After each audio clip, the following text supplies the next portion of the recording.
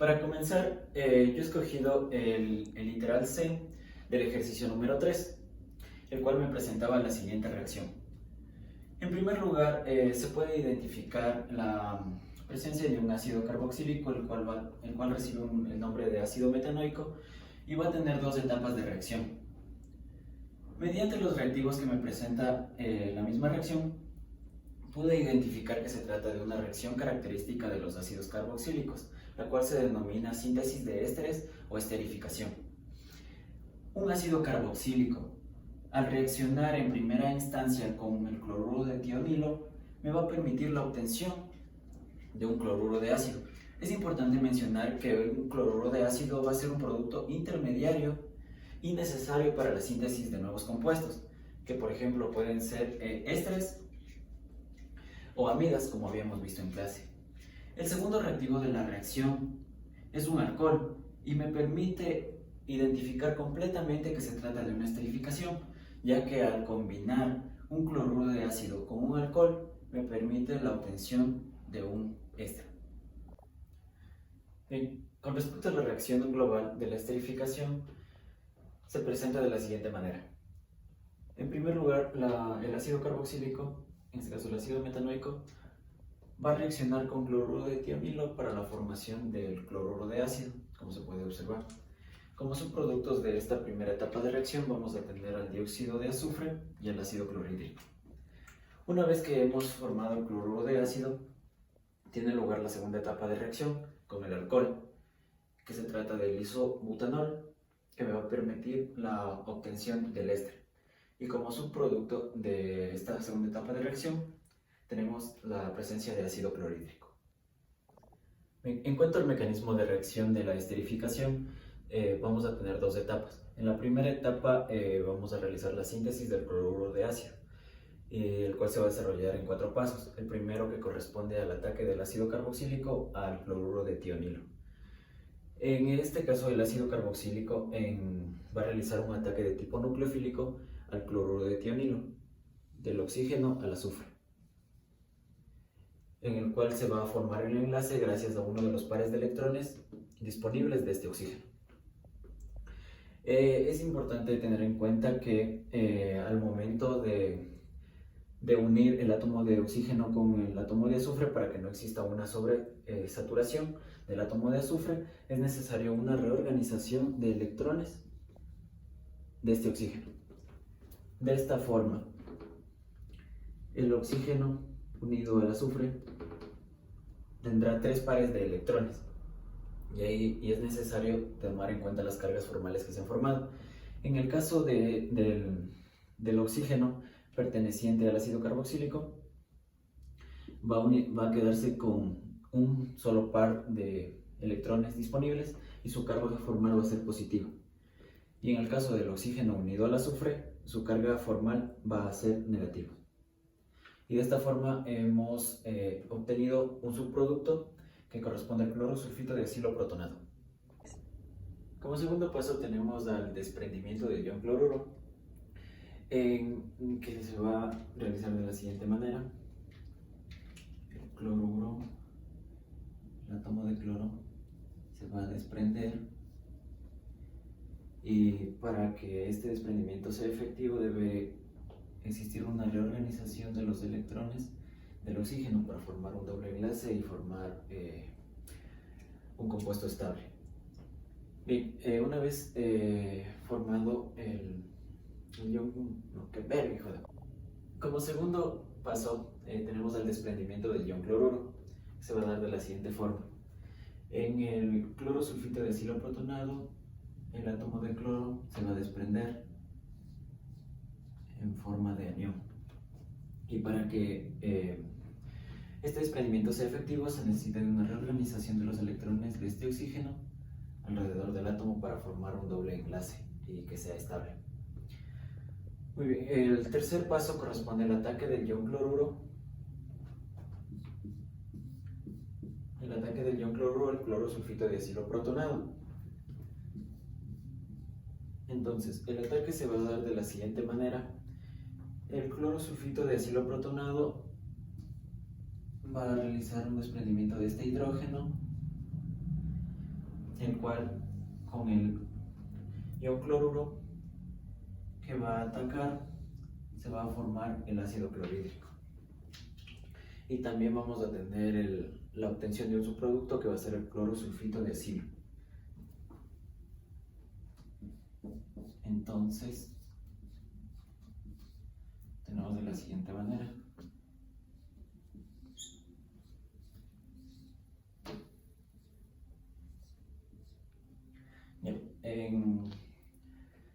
En esta parte, como los electrones del hidrógeno ya se han desprendido, se da una reorganización que permite la estabilidad del oxígeno y se pierde la carga formal positiva, obteniendo nuevamente los dos pares de electrones disponibles.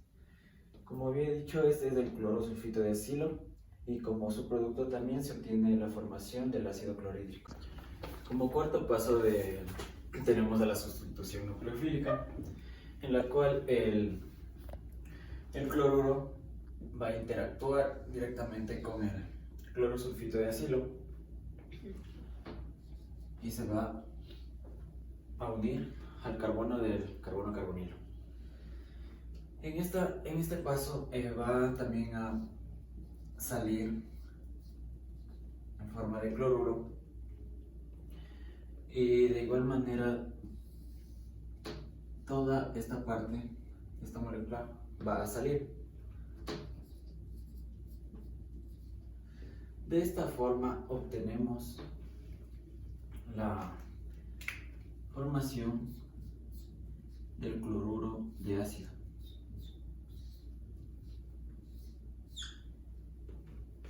También, y como subproductos, tenemos a la presencia del dióxido de azufre y el ion cloruro. Como segunda etapa y etapa final tenemos a la esterificación, que ya va a ser netamente la formación del éster, para lo cual vamos a combinar el cloruro de ácido que hemos obtenido en la primera etapa, más un alcohol, que en este caso es el isobutanol. De esta forma, del cloruro de ácido mantenemos el grupo acilo y del alcohol el grupo OR. De esta forma, como había mencionado, mantenemos el grupo acilo, el cloruro de ácido, y este se une al grupo OR del alcohol.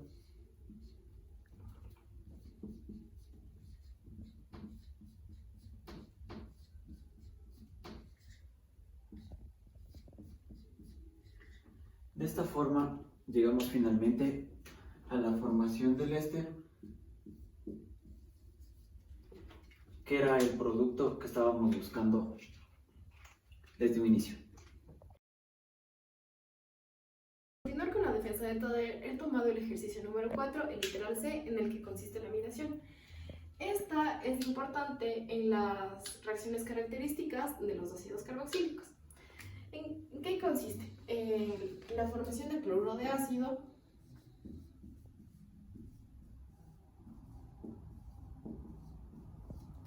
más amoníaco y aminas, que son los derivados orgánicos que pueden ser primarias y secundarias, para la obtención de amidas primarias, secundarias o terciarias respectivamente. Retomamos con las características del cloruro de ácido. Es importante recalcar que estos actúan como productos intermediarios para sintetizar nuevos compuestos, que pueden ser ésteres o amidas, como habíamos visto anteriormente en clase. Así también, el cloruro de ácido va a actuar con el amoníaco y va a formar una amida primaria.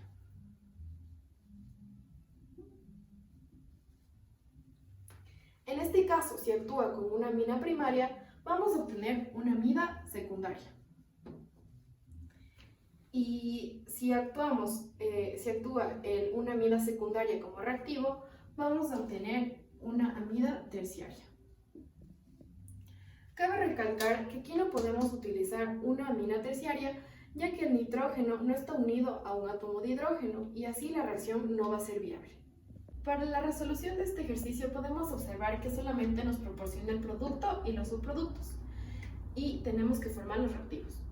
Como vimos anteriormente, se necesita un cloruro de ácido y una amina dependiendo del producto que se obtenga. En este caso podemos observar que es una amida terciaria, ya que posee la siguiente estructura.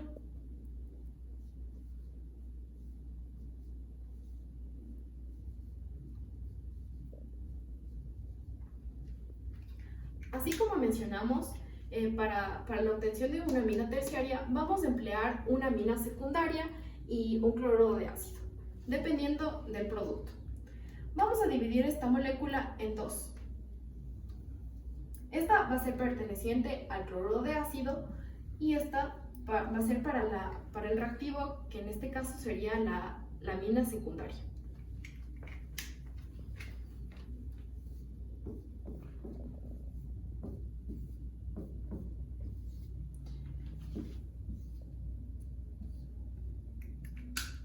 En este paso sabemos que aquí el cloro se va a desprender en forma de ion cloruro.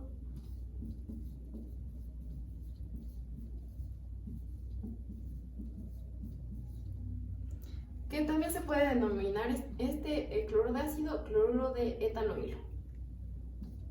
Más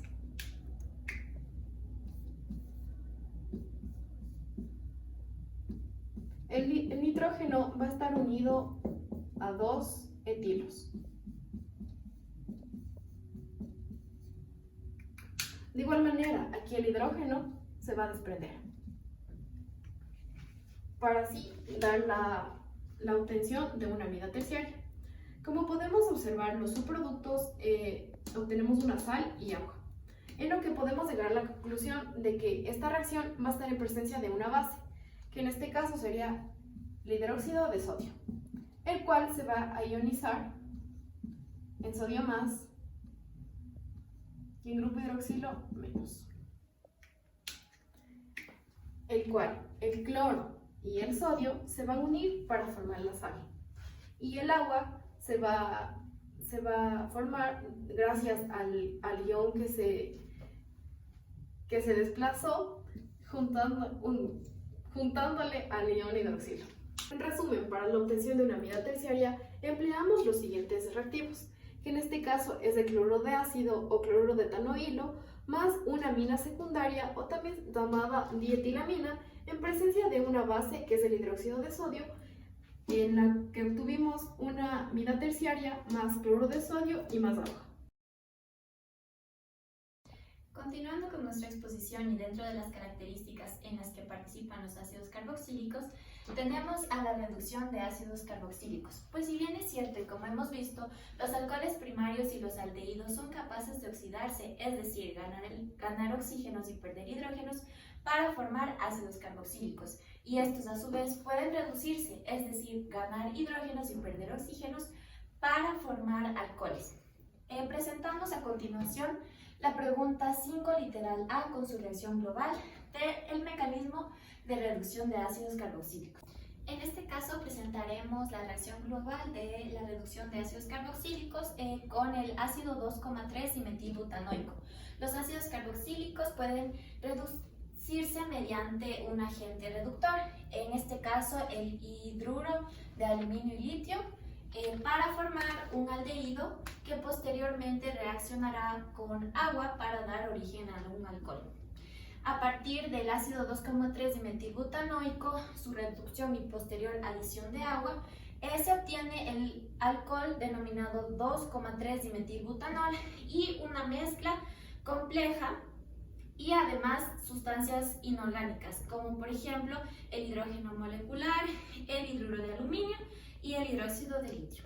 Para el mecanismo de reacción de la reducción de ácidos carboxílicos sabemos que se da en 5 pasos, empezando en primer lugar por la formación del carboxilato de litio, en donde un ion hidruro del hidruro de aluminio y litio ataca a un protón del ácido y lo arranca para formar hidrógeno molecular, de manera que el espacio entre el hidrógeno y el oxígeno queda disponible. Así el oxígeno atrae al litio del hidruro de aluminio y litio. Como podemos observar, se forma el carboxilato de litio y el oxígeno posee una carga formal negativa. y como subproducto obtenemos hidrógeno molecular del hidrógeno que arrancó al protón y se unió a este de aquí, y el resto de la molécula que nos queda, es decir, el trihidruro de aluminio. Como segundo paso de nuestro mecanismo de reacción tenemos la adición del hidruro de aluminio al carbono carbonilo del carboxilato.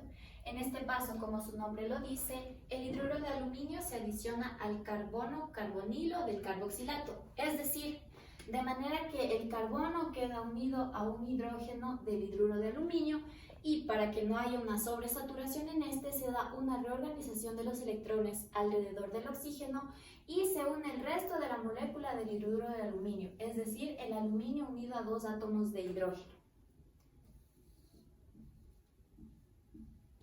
obteniendo así un complejo en el que el carbono estará unido a un hidrógeno y el oxígeno al resto de la molécula, es decir, el aluminio y los dos átomos de hidrógeno. El tercer paso de nuestro mecanismo de reacción corresponde a un arreglo de electrones para formar un aldehído. En este paso se da, como lo hemos dicho, un arreglo de electrones alrededor del carbono, de manera que sale o se da un desprendimiento del complejo.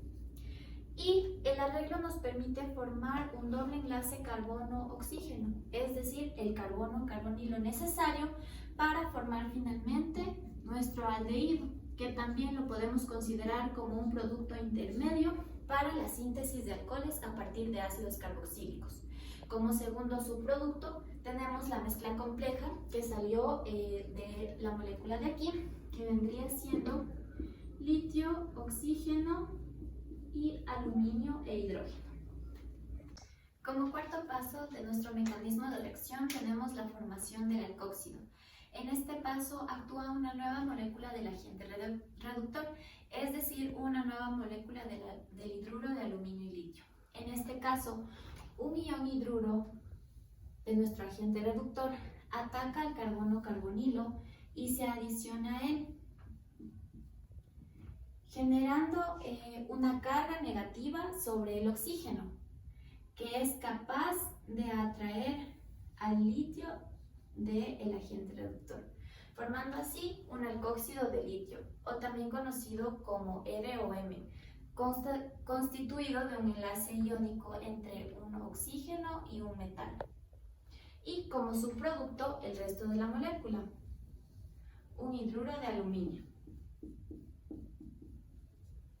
Así obtenemos nuestro alcóxido, que posteriormente pasará a adicionarse con agua para finalmente formar el alcohol.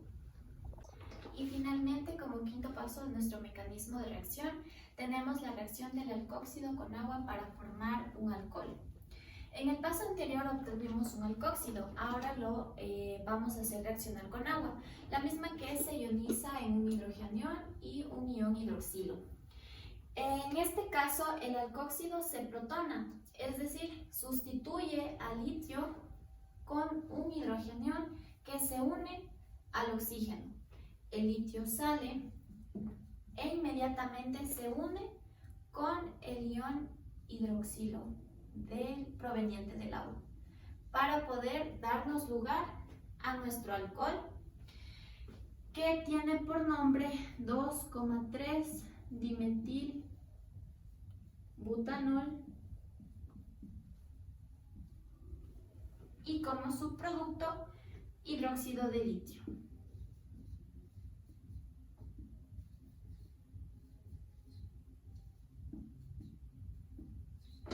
Y así concluimos nuestro procedimiento de reducción de ácidos carboxílicos, a partir del cual obtenemos un alcohol.